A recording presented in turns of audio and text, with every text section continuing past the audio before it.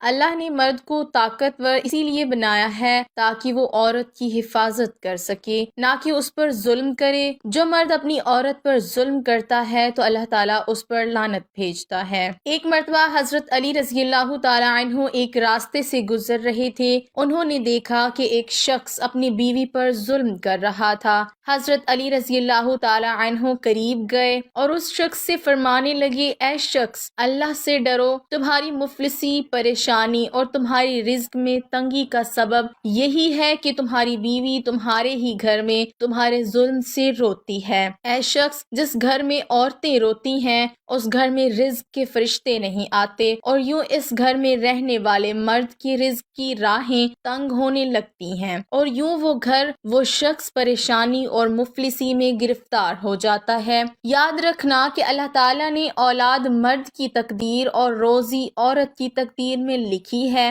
اگر تم یہ چاہتے ہو کہ تمہارے رزق میں فراوانی ہو، عزت، شہرت، دولت دن بدن بڑھتی جائے، تو اپنے گھر میں عورتوں کا خیال رکھو، انہیں خوش رکھو۔ اللہ کے فضل و کرم سے تم عزت، شہرت اور دولت میں فراوانی پاؤ گے۔ ناظرین، اسی طرح کا ایک اور واقعہ ہے کہ ایک مرتبہ حضرت علی رضی اللہ تعالی عنہ راستے سے گزر رہے تھے۔ آپ نے دیکھا کہ ایک آدمی اپنی عورت پر ظلم کر رہا تھا، اس کی توہین کر رہا تھا۔ حضرت علی رضی اللہ تعالی عنہ اس کے قریب گئے اور فرمانے لگے، اے شخص، یاد رکھنا، اللہ نے مرد کو طاقتور اسی لیے بنایا ہے تاکہ وہ عورت کی حفاظت کر سکے، نہ کہ عورت پر ظلم کرے۔ جو مرد اپنی عورت پر ظلم کرتا ہے تو اللہ تعالیٰ اس پر لعنت بھیجتے ہیں۔ تو وہ شخص کہنے لگا کہ یا علی، یہ عورت میرے نکاح میں ہے، میں اسے جو بات کہتا ہوں یہ میری بات نہیں مانتی۔ تو حضرت علی رضی اللہ تعالی عنہ نے فرمایا کہ نکاح کا مطلب یہ نہیں ہے کہ تم نے اپنے لیے غلام خریدا ہو،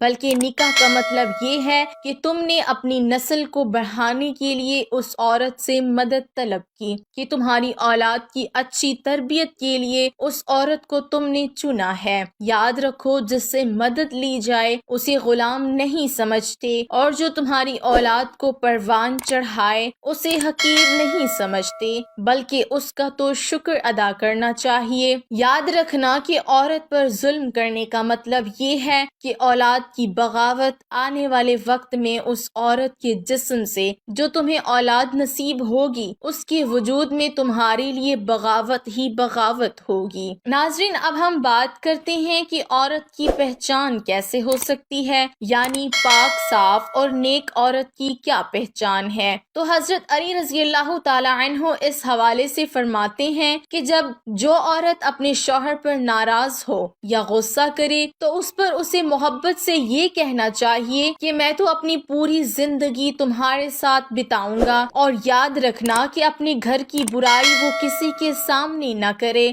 اور اپنی اولاد کی تربیت ایسے کرے کہ زمانہ اس پر فخر کرے۔ ان خوبیوں کی مالک نیک ترین عورت ہے، یعنی جن عورتوں میں یہ خوبیاں ہوں گی وہ نیک عورت ہوگی، اور قیامت میں بھی اللہ پاک اسے سکون عنایت فرمائے گا۔ اس روایت کے علاوہ قرآن و حدیث میں پاک عورت کی خوبیاں بیان کی گئی ہیں۔ یہاں ہم آپ کو نیک بیوی کی مختلف خوبیاں بتاتے ہیں۔ تمام لڑکیاں یہ بات یاد رکھیں کہ جب بھی نیک عورت کی خوبیوں کی بات ہوگی تو شوہر کی فرما برداری سر فہرست ہوگی۔ نیک عورتیں وہ ہیں جو فرما بردار ہیں اور اپنے شوہر کی غیر موجودگی میں اپنے مال کی حفاظت اور اپنی آبرو کی حفاظت کرنے والی ہو۔ نبی کریم صلی اللہ علیہ وسلم سے پوچھا گیا، سب سے بہترین عورت کون سی ہے؟ تو آپ صلی اللہ علیہ وسلم نے فرمایا، وہ عورت کہ جب اسے شوہر دیکھے تو وہ خوش ہو جائے، اور شوہر جب اسے حکم دے تو اس کی فرما برداری کرے، اور اپنی جان اور مال میں شوہر کا ناپسندیدہ کام نہ کرے۔